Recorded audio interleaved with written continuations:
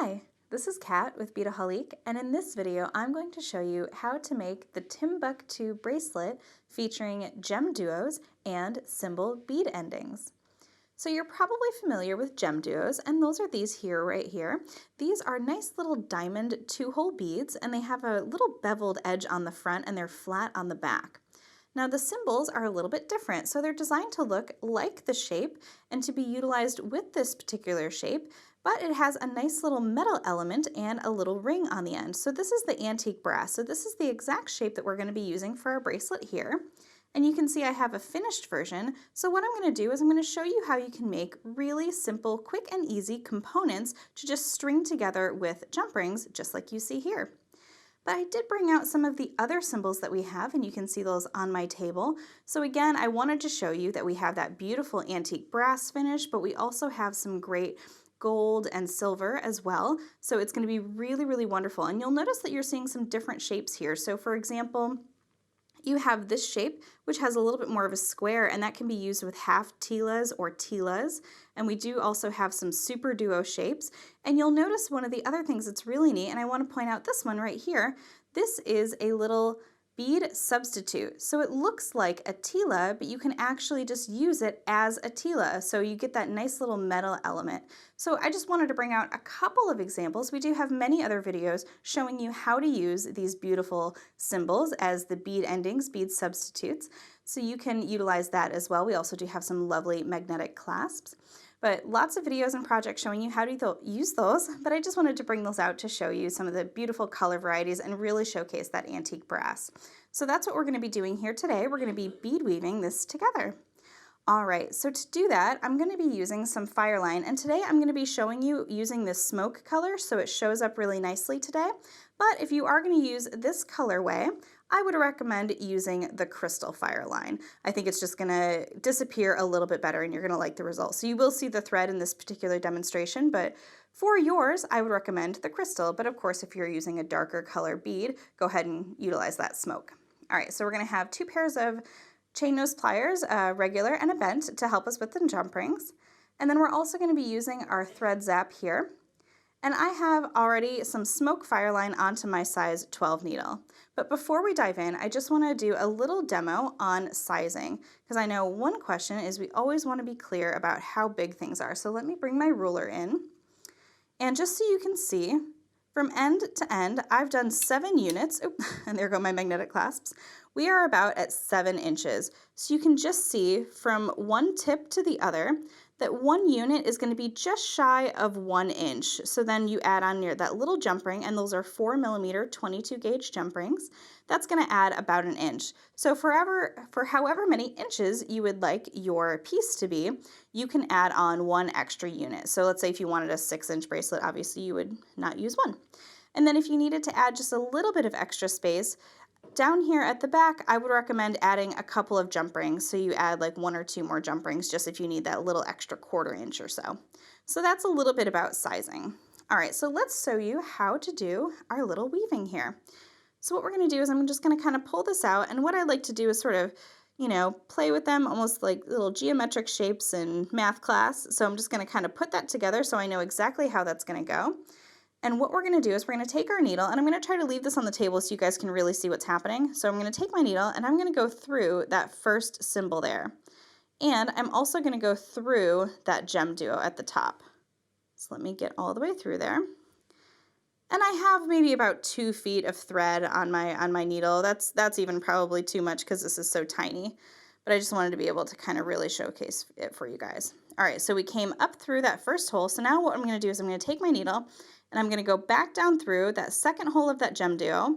I'm also going to pick up that first hole on that symbol, and I'm going to come through that last hole on that GemDuo. So I'm going straight down and aligning all 3 of those beads together.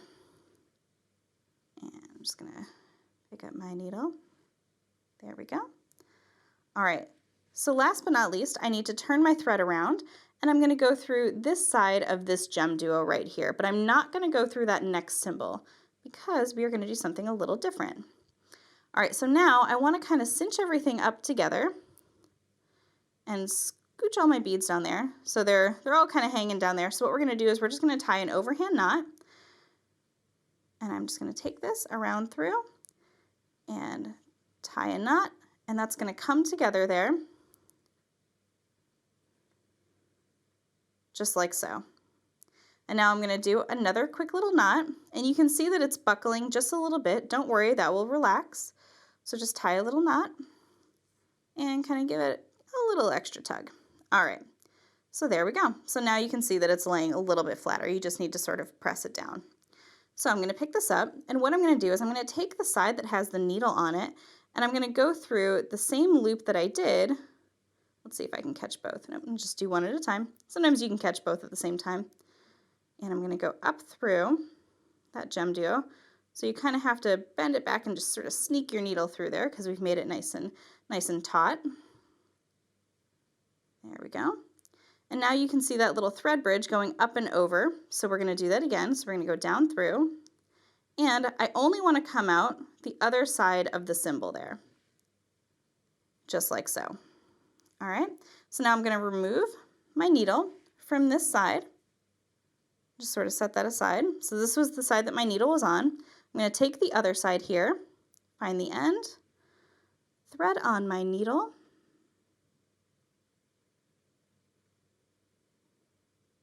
there we go. And now what I'm going to do is I'm going to go and work my way over, just weave over to meet up with that next thread. So I'm going down through that GemDuo and then up through the other side there. And then what I'm going to do is I'm going to come to the back, so I'm going to kind of flip it over because this is where we want to hide a little bit of our thread that's happening. I'm going to remove that needle so I don't poke myself. And now I'm going to do the same thing. We're going to do 2 overhand knots just to secure that thread right down there.